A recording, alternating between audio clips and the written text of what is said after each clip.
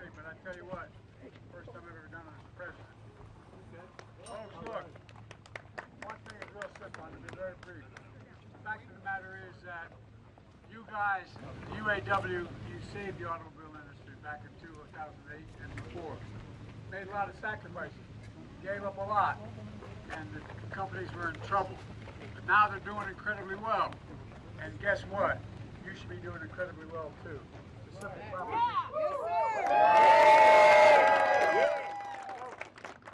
Stick with it, because you deserve the significant raise you need and other benefits. Let's get it! Let's get back who we lost, okay? We say them, it's about time them to step up for us. Thank you.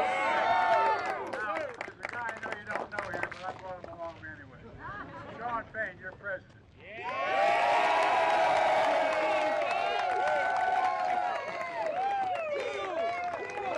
All right, good afternoon, UAW family. I want to thank Local 174, home of Walter Ruther. Thank this local leadership and Director Laura Dickerson.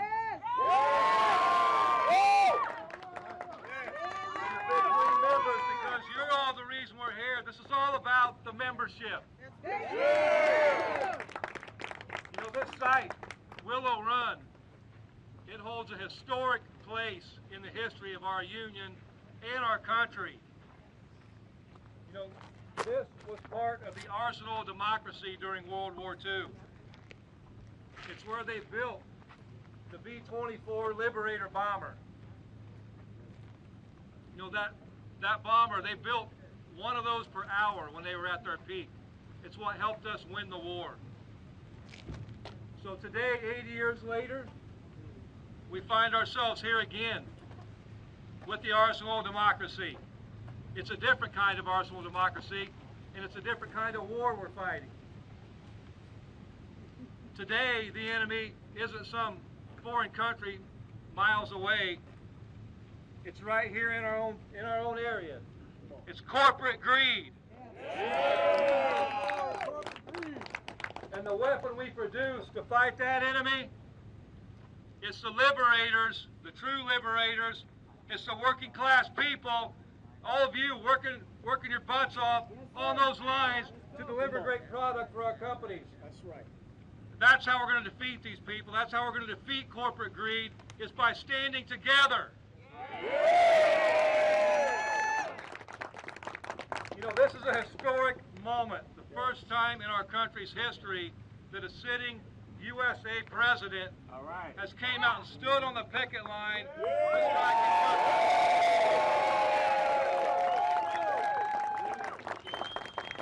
Our president chose to stand up with workers in our fight for economic and social justice. Thank you.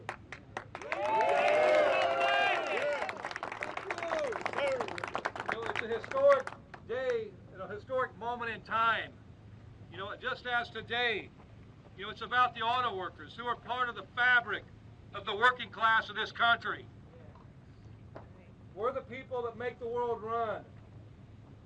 It's not the billionaire class, not the elite few. It's the working class of the billions of people who have been left behind. That's what this battle's about, changing that.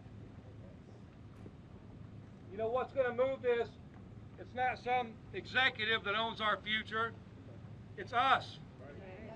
It's working class people from all walks of life. You know, it's what we decide to do together that's going to change it. It's going to shape the future of this earth and for future generations. And that's the economic reality that corporate executives don't want us to recognize. Yeah. I see these CEOs try to justify a system where they take all the profit and the workers are left to fight for the scraps and live paycheck to paycheck. That's got to end. Yeah. They say they deserve all the profit because they say they're different. You know what? They are different. They have different degrees. They have different responsibilities. They have different titles, different positions. You know what? I agree, though. They're different. Let's talk about some of that. These CEOs sit in their offices They sit in meetings and they make decisions. But we make the product. They think they own the world, but we make it run.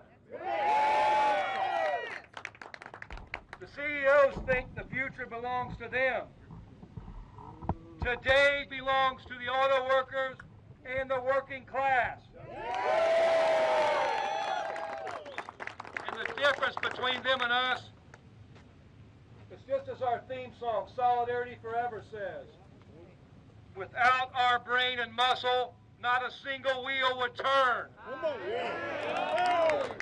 That's what's different about working class people.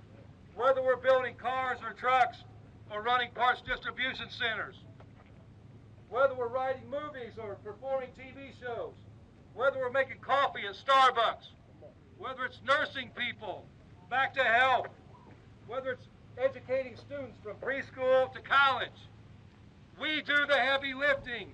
We do the real work. Not the CEO, not the executive.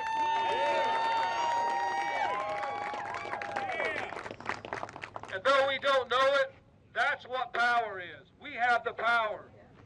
The world is of our making. The economy is of our making. This industry is of our making. And as we've shown, when we withhold our labor, we can unmake it. And as we're going to continue to show, when we win this fight with the big three, we're going to remake it.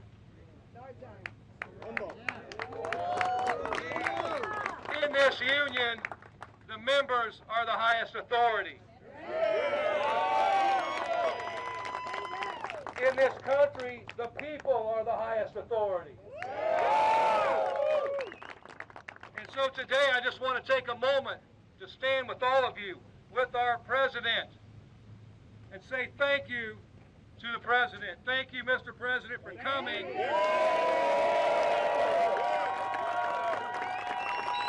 Thank you for coming to stand up with us in our generation's defining moments.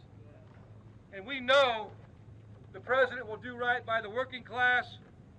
And when we do right by the working class, you can leave the rest to us, because we're going to take care of this business. So thank you for coming out. Thank you for being a part of this fight.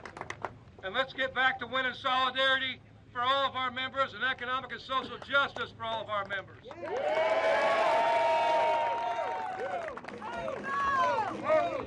Heard me say it many times.